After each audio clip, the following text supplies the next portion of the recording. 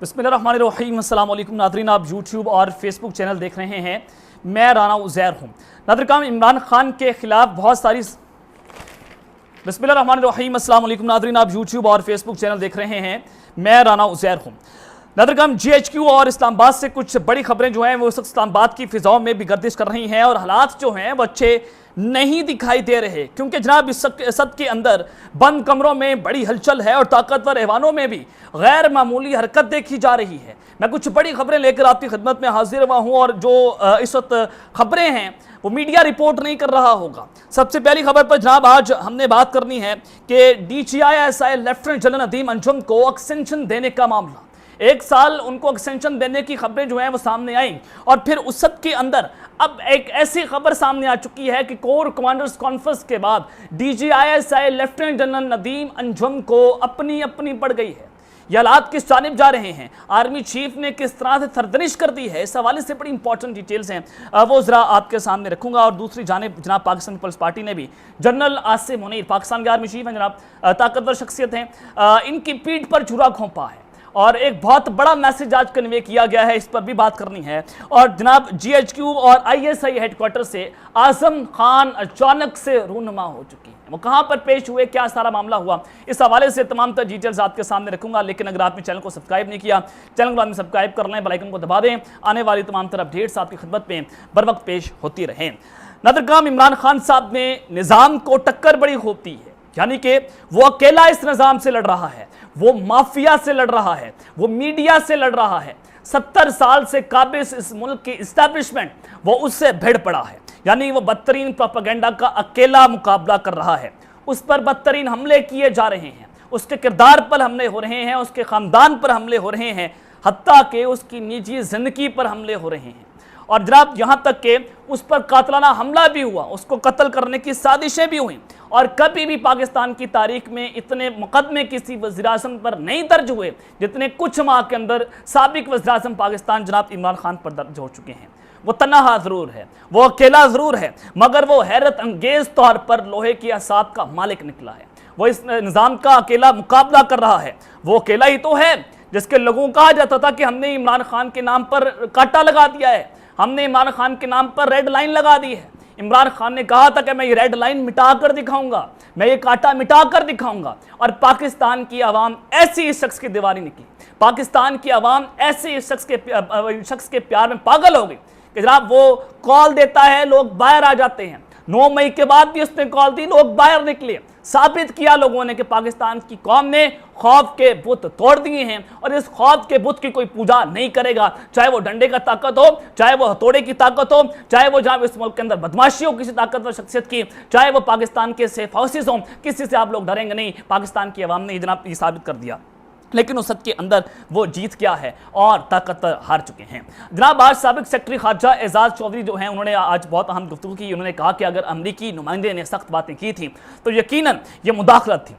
उन्होंने कहा कि फ़र्ज़ करें अगर अमरीकी नुमाइंदे ने सख्त बातें की थी तो ये मुदाखलत इस तरह से है कि इस वक्त कौमी सलामती कमेटी ने मामले को मुदाखलत करार देते हुए डीमार्च भी किया था। एजाज चौधरी ने कहा कि साइफर एक खुफिया दस्तावेज़ है और इस तरह खुफिया दस्तावेज़ात प्रिंसिपल सेक्रेटरी को भेजे जाते हैं। साइफर के साथ सफ़ीर सिफारिशात भी पेश करता है और साइफर का मतलब ही ये होता है कि तामुल से मुद्दा पेश किया जाता है। एजाज चौधरी ने कहा कि पहले ही कहा था कि साइफर का मामला दाखिला सियासत का शाखसाना बन जाएगा और इस मामले पर अंदरूनी सतह पर सियासत भी शुरू हो गई थी। तहरीक इंसाफ ने बाद में खुद अमेरिका से ताल्लुकात बेहतर करने की कोशिश की और कई इकदाम जो हैं वो उठाए हैं। तो जनाब ये उन्होंने बड़ा वाज़ेह कर दिया कि साइफर तो आया था, धमकियां जो हैं वो तो दी गई थी और आजम खान के लॉन्च होने का कोई फायदा जो है वो नहीं हुआ। और इस सब के अंदर साबिक वज़ीर-ए-आज़म खान अब्बासी साहब जो हैं उन्होंने बड़ी अहम गुफ्तगू की है। उन्होंने कहा कि मौजूदा हालात में इंतखाबात जो हैं वो बेसूद होंगे और उन्होंने मीडिया से गैर रस्मी गुफ्तगू करते हुए कहा कि सियासत दस्तबरदार नहीं हुआ लेकिन इंतखाबात का फ़ायदा नज़र नहीं आ रहा। आइंदा के लिए क्या लायामल होगा मुझे कुछ इल्म नहीं है। शायद खान अब्बासी ने सवाल उठाते हुए कहा कि मौजूदा पार्लियामान ने अपने दौर में ऐसे क्या काम किए जो आवाम के लिए फ़ायदेमंद हो।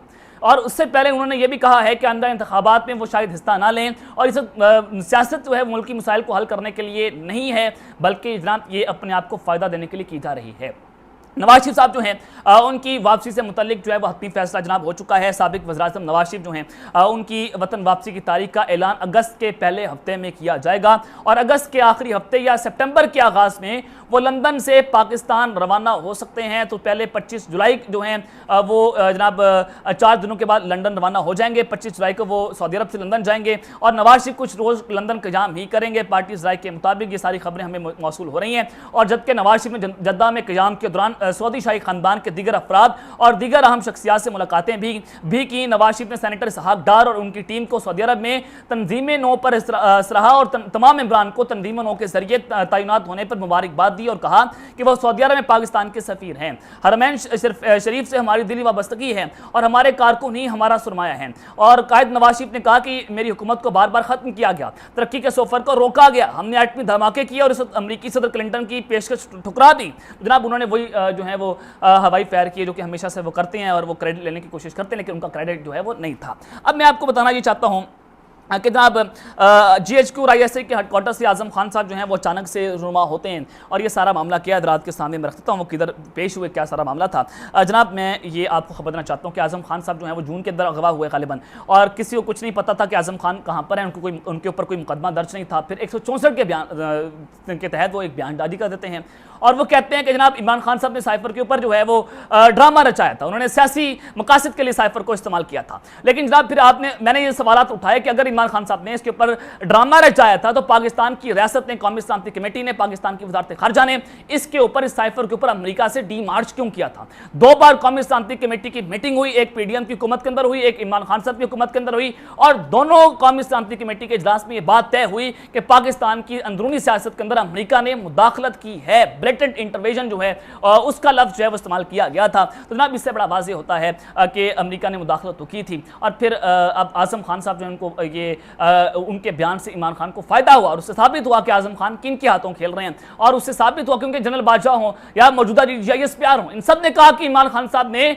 बैरूनी साइफर के ऊपर सियासत की है। इस वजह से अपने बयानी को जो है वो असर सोग उसका बढ़ाने के लिए, अपने बयानी को तकवीत देने के लिए एस्टैब्लिशमेंट ने आजम खान साहब को डराकर, धमकाकर, मारकर, धमकियां देकर उससे ये बयान लेने की कोशिश की। लेकिन जनाब जो कानून है उसके मुताबिक तो जो 164 का बयान देता है वो जनाब जो मुलजिम है यानी कि इमरान खान के सामने उसको देना चाहिए था आजम खान को। और दूसरा ये कि इसके ऊपर जिरा भी होनी चाहिए थी, आजम खान इसके ऊपर जिरा भी करते, लेकिन दोनों मामले तो जो हैं वो ऐसे नहीं हुए। और ये इसके बाद जो है मामला किस जानिब जा रहा है। आपके सामने मैं एक और खबर रखना चाहता हूँ कि जो इमरान खान साहब का 190 मिलियन पाउंड का केस है उसमें आजम खान साहब जो है आज नैब रावलपिंडी में पेश हुए।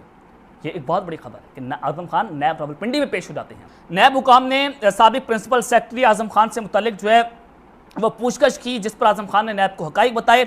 आजम खान ने 190 मिलियन पाउंड केस में बयान रिकॉर्ड करवा दिया है और नैब ने आजम खान को तहकीकात के लिए आज सुबह 10 बजे जो है वो तलब किया था। तो जनाब ये आज सबके सामने है कि आजम खान अचानक से अदालतों में पेश हो रहे हैं, कौन पेश करवा रहा है, कहाँ से निकल कर जाते हैं, आप सबके सामने है कि वो कहाँ से आ रहे हैं, किसको कौन कंट्रोल कर रहा है। पाकिस्तान की एस्टैब्लिशमेंट सारा कुछ करवा रही है, पाकिस्तान की एजेंसी सारा कुछ करवा रही है मुबैना तौर पर।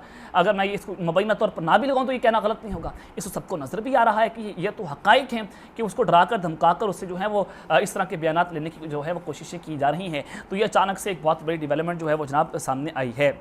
अब आ जाएं कि पाकिस्तान पीपल्स पार्टी ने जनरल आसिफ मुनीर की पीठ पर छुरा घोंप दिया है। ये हालात बड़े कशीदगी की जानिब बढ़ते हुए नजर आ रहे हैं PDM वर्सेस आसिफ मुनीर साहब, क्योंकि इस वक्त ना इस्टेब्लिशमेंट इस हुकूमत पर इत्तेमाद करने को तैयार है और ना ये लोग जो है इस्टेब्लिशमेंट के ऊपर इत्तेमाद करने को तैयार हैं। और ख्वाजा आसिफ साहब ने कल बड़ा वाज़ेह कर दिया कि नून लीग जो है वो 2/3 अक्सरियत से दोबारा नहीं आ रही। और फिर यह भी नजर आ रहा है कि इस्टेब्लिशमेंट इलेक्शन नहीं करवाना चाहती, इस्टेब्लिशमेंट टेक्नोक्रेट्स की गवर्नमेंट लाना चाहती है, सियासतदान ये गवर्नमेंट लाना नहीं चाहते, सियासतदान जो है वो किसी सियासतदान को ही निगरान वज़ीर आज़म लगाना चाहते हैं। ये खबर जो है वो चल रही थी। तो हालात PDM और एस्टैब्लिशमेंट के पीछे नहीं है। और फिर प्रोजेक्ट था कि बिलावल भुट्टो को वज़ीर आज़म लगाया जाए। एस्टैब्लिशमेंट ने बिलावल भुट्टो के नाम पर कांटा लगा दिया है और शहबाज शरीफ चूंकि अच्छे बूट चमका रहे हैं, शहबाज शरीफ चूंकि अच्छे बूट पॉलिश कर रहे हैं और फिर आर्मी चीफ साहब उसको पसंद भी करते हैं, तो उनका नाम जो है सारे फहरिस्त है कि नवाज शरीफ या शहबाज शरीफ को पाकिस्तान का अगला वज़ीर आज़म जो है वो जनाब लगाया जा सकता है। इसके लिए बंद कमरों में फैसले हो रहे हैं। तो इस हवाले से पीपल्स पार्टी जो है वो पहले भी ये कह चुकी है कि हम इमरान खान साहब के साथ बैठ जाएंगे, हम उनसे बात कर लेंगे और हम उसके साथ मिलकर आपको टफ टाइम देंगे। तो ये बड़ा वाज़ेह है कि पीपल्स पार्टी इस वक्त जो है वो उसने बड़ा वाज़ेह कर दिया है कि वो इस्टेब्लिशमेंट के खिलाफ एक बहुत बड़ी आवाज़ बनकर सामने आ सकती है। तो आज एक बहुत बड़ा बयान जो है वो पीपल्स पार्टी की जानिब जो सामने आया, सेनेटर है सलीम मांडीवाला, ये पीपल्स पार्टी के जनाब सेनेटर हैं, उन्होंने कहा है कि नून लीग चाहती है कि पीटीआई इलेक्शन में ही ना आए, मगर पीपल्स पार्टी का ऐसा कोई इरादा नहीं है। यानी कि नून लीग इस्टेब्लिशमेंट के साथ चाहती है कि इसका नाम इलेक्शन से निकाल दिया जाए, बल्ले का निशान भी निकाला जाए, इमरान खान साहब को माइनस भी किया जाए और फिर लेवल प्लेइंग जिनको ये फील्ड कहते हैं, तो इमरान खान साहब को मैदान से निकालकर इलेक्शन को हाईजैक किया जाए। लेकिन पीपल्स पार्टी ऐसा नहीं चाहती, इसलिए मांडीवाला साहब ने कहा, और उन्होंने कहा है कि हम चाहते हैं कि तहरीक इंसाफ इलेक्शन के अमल का हिस्सा बने और हम चाहते हैं कि इलेक्शन मुकर्रर वक्त पर हों। सलीम मांडीवाला ने कहा कि सियासी तौर पर पीटीआई और उनकी पार्टी को इलेक्शन में आना चाहिए। पीटीआई ने कोई गलत काम किया है तो हमें वो काम करने की जरूरत नहीं है, सजा देना हमारा नहीं बल्कि अदालतों का काम है, और वज़ीर कानून ने अपनी राय दी होगी कि इसने कोई गलत काम किया है तो अदालतें मौजूद हैं और वो सजाएं देंगी। पीपल्स पार्टी के सेनेटर ने कहा कि तहरीक इंसाफ पर पाबंदी के हवाले से किसी पार्टी पर पाबंदी के खिलाफ हैं और पीपल पार्टी वाज़ेह मौक़िफ़ रखती है कि हम शुरू से ही नैब जैसे इदारों के गलत इस्तेमाल के खिलाफ रहे हैं। तो जनाब उन्होंने बड़ा वाज़ेह कर दिया है कि ना पाबंदी लगेगी, ना इमरान खान साहब माइनस होंगे, ना आप नैब के जरिए इमरान खान साहब को हाईजैक कर सकते हैं। तो ये एक बहुत बड़ा message, loud and clear message जो है वो आर्मी चीफ को दिया गया है, loud and clear message GHQ को दिया गया है, इस्टेब्लिशमेंट को दिया गया है कि जनाब हम इमरान खान के साथ खड़े हो सकते हैं। अब यहाँ पर लड़ाई जो है वो ज़्यादा खतरनाक होगी। यहाँ पर जाहिर है इस निज़ाम का हिस्सा पीपल्स पार्टी इस स्टेक का हिस्सा है। जनाब उन्होंने आर्मी चीफ लगाने के अंदर भी अपना किरदार अदा किया है, सारा कुछ सारे मामले थे। तो जनाब अब पीपल्स पार्टी ज़्यादा खतरनाक हो सकती है, जो पीटीआई से ज़्यादा खतरनाक साबित हो सकती है, अंदर के मामलात भी लीक हो सकते हैं। और जब इलेक्शंस कैंपेन होगी तो पीपल्स पार्टी कुछ नए बयानी के साथ भी सामने आ सकती है। तो आपने नज़र रखनी है कि अब हालात किस जानिब जाएंगे। तो ये इस वक्त नया फड्डा जो है वो इसके अंदर पड़ा। अब आ जाएंगे DHISI की एक्सटेंशन का मामला। आर्मी चीफ साहब जो है उन्होंने सरफनिश कर दिए और ताकतवरों की मीटिंग हुई, उसमें क्या सारे मामला हुए आपके सामने मैं रख देता हूँ। देखिए जनाब, खबर चलना शुरू हुई कि 2 जर्नलों की एक्सटेंशन का मामला जो है वो आर्मी चीफ तक पहुंचा है और एक की सिफारिश जो है वो सहाक डार साहब ने की और एक आर्मी चीफ साहब को खुद शहबाज शरीफ साहब ने कहा कि DHISI को एक्सटेंशन देनी चाहिए, 1 साल के लिए एक्सटेंशन दे दें, क्योंकि हालात ऐसे नहीं है, इलेक्शन आने वाले हैं, इमरान खान साहब को मैनेज करना है, वो भी एंटी इमरान है, वो हर तरह से इमरान खान साहब को मैनेज कर लेंगे, तो लिहाजा इनको जब तक इलेक्शन ना हो जाए इनको एक्सटेंशन दे दी जाए। और 1 साल के एक्सटेंशन की जो है वो बात हो रही थी। लेकिन अगर ऐसा ना भी हो, अगर ये रिटायर्ड हो भी जाए तो एक रिटायर्ड लेफ्टिनेंट जनरल को दोबारा DHISI लगाया जा सकता है, ये भी जनाब कानून का हिस्सा है।